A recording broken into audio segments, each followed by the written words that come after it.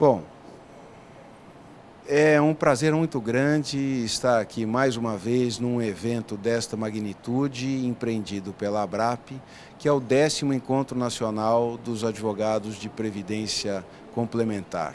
Um público bastante grande, muito seleto e trazendo uma riqueza de temas a serem abordados.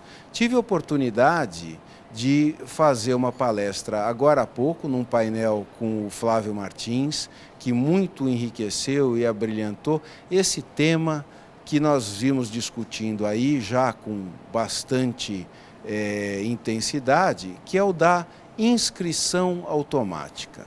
Inscrição automática é o mecanismo pelo qual a gente pretende dar um pouco de fomento, facilitar um pouco o ingresso dos participantes nos planos de previdência complementar.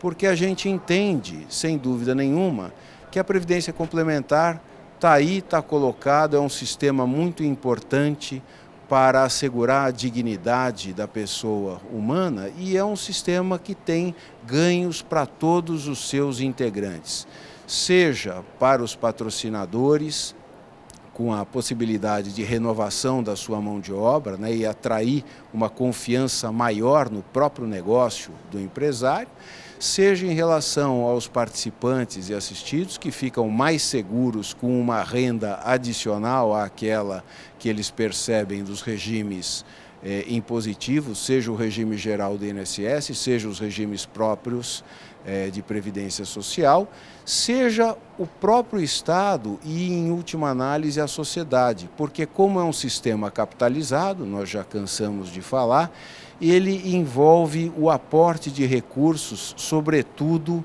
em iniciativas de infraestrutura, numa miríade de possibilidades de investimentos que devolvem e propiciam à sociedade o desenvolvimento econômico e social. Então, quanto mais gente tiver presença nesse sistema, significa um maior acúmulo de recursos, significa o aumento da poupança interna brasileira e, como é uma poupança de longo prazo, ela merece ser estimulada, porque os recursos, até serem devolvidos para serem consumidos como renda desses participantes, eles vão ser aplicados em diversos setores de investimentos e vão propiciar o desenvolvimento nacional. Então, o que é esse mecanismo de inscrição automática? Ele é um mecanismo para simplificar o acesso aos planos de previdência para aquelas empresas, aquelas entidades que possuem estruturados. Normalmente, é necessário haver uma campanha de adesão dos participantes. Então, as entidades, o patrocinador, têm que correr atrás do participante, do candidato a participante, para verificar se ele tem interesse de ingressar no plano previdenciário.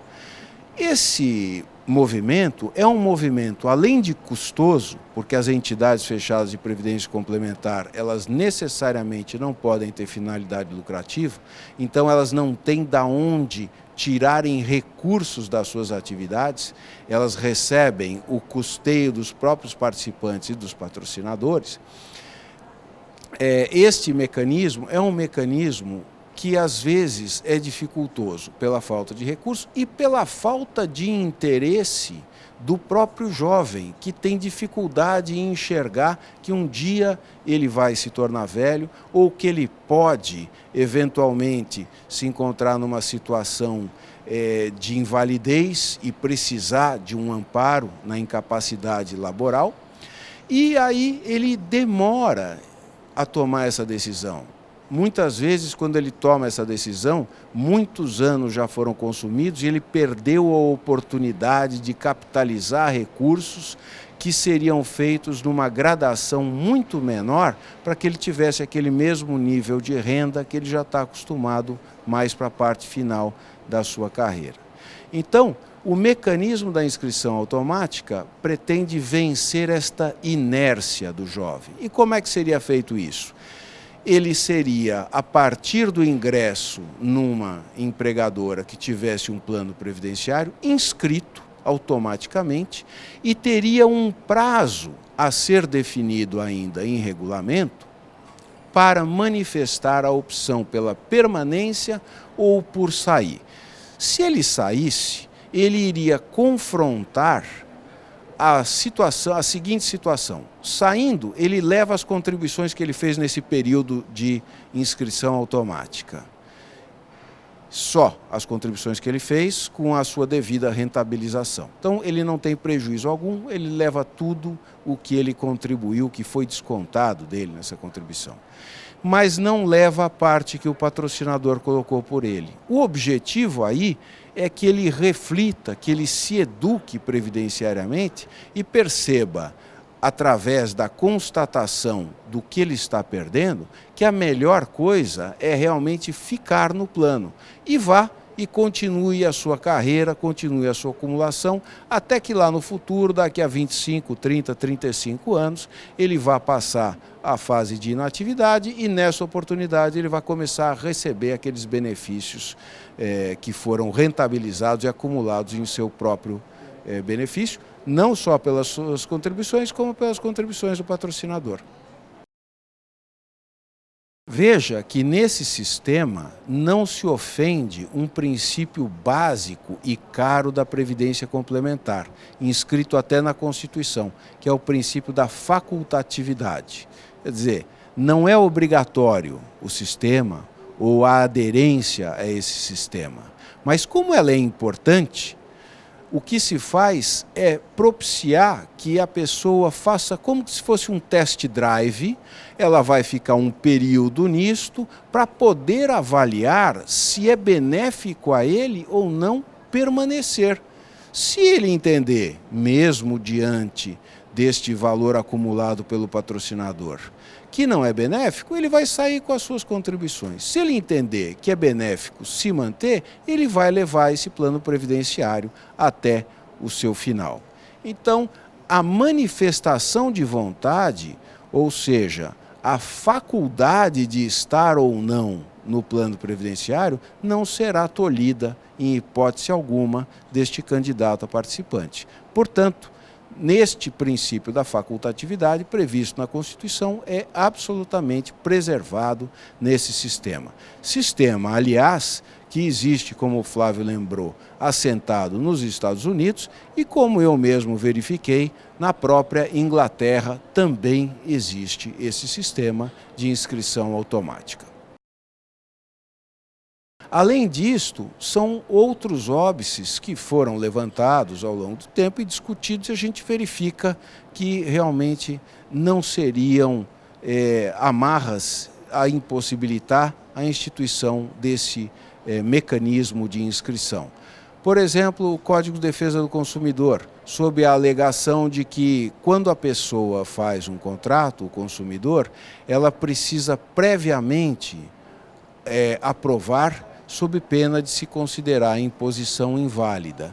Olha, em primeiro lugar, a gente já tem visto pela jurisprudência que o Código de Defesa do Consumidor não se aplica às relações entre participante e entidades fechadas de previdência complementar.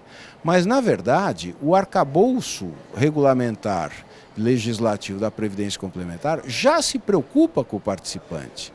O que vai acontecer aí vai ser a inserção em um plano, rompendo com aquela inércia, com uma contrapartida do patrocinador que vai pagar contribuições ao participante, portanto, prejuízo algum ele tem, já que ao cabo de um determinado tempo ele vai poder optar novamente entre permanecer no plano ou sair. Se ele sair, ele vai levar integralmente aquilo que foi descontado dele nesse período com o seu devido rendimento. Então não há prejuízo, não há que se falar em invalidade dessa regra por conta do Código de Defesa do Consumidor, em que pese considerarmos que não se aplica a essa relação jurídica as regras de defesa do consumidor. O arcabouço jurídico existente no segmento já é protetivo suficientemente, inclusive porque estes contratos,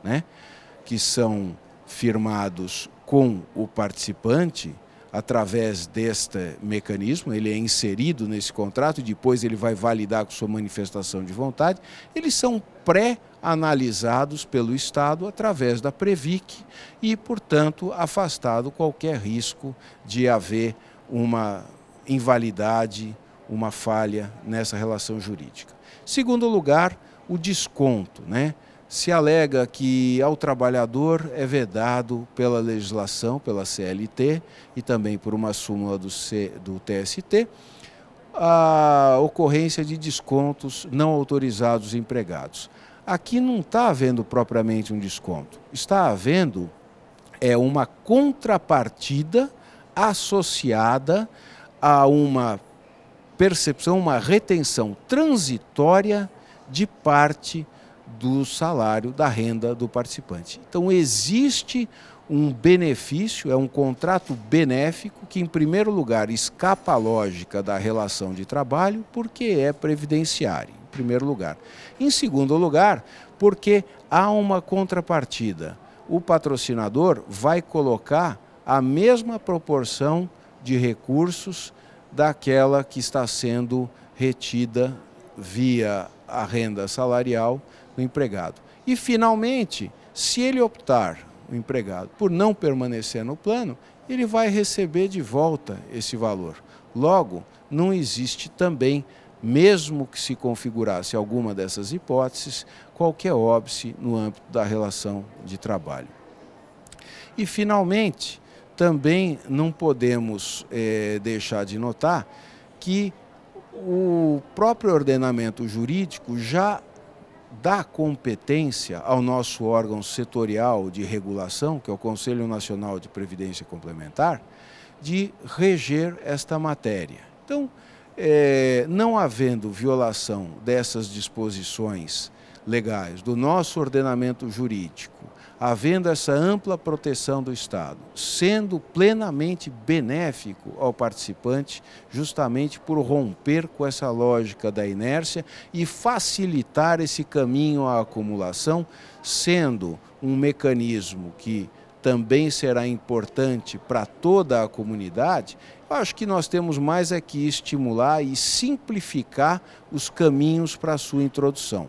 Nesse sentido, o Conselho Nacional de Previdência Complementar, que é um órgão de regulação específica e setorial, composto inclusive por integrantes da sociedade civil, me parece o órgão mais apto e competente a expedir um normativo que possa cuidar de alguns detalhes relacionados a isto, como, por exemplo, qual seria o prazo para esta confirmação da validade da manifestação de vontade do participante que teve a sua inscrição automática. No meu modo de entender, tem que ser um prazo suficiente a que ele possa perceber a validade da sua decisão, ou seja, ele perceba o montante relativo das contribuições do patrocinador para verificar o seguinte: olha, realmente é uma coisa boa porque eu pus um valor e foi